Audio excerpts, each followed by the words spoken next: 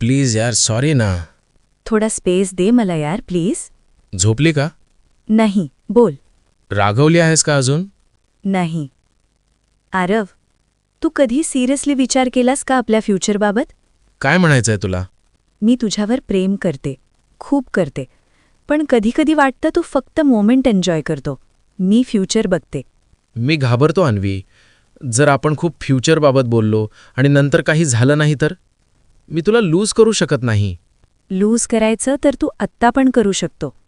पण फाईट न करता सोडणार असेल तर ते प्रेम नाही असतं आरव. प्रेम म्हणजे रिस्क असतं. मी परफेक्ट बॉयफ्रेंड नाही, पण एक प्रॉमिस करतो. तुझ्यासोबत ग्रो होईल, मच्युअर होईल, पण पळणार नाही. एक क्वेश्चन. हं? 10 वर्षानंतर सुद्धा मी अशीच चिडचिड केली, ओव्हरथिंक केलं, तर सांभाळशील का? स्पेस नाही पाहिजे मला. सेफ्टी पाहिजे होती. लास्ट सीन सोबतच ठेवूया का लाईफभर? लास्ट सीन नाही, फ्युचरसोबतच ठेवूया. फ्युचरसोबत ठेवायचं असेल ना, तर एक ट्रूथ आत्ता सांगते.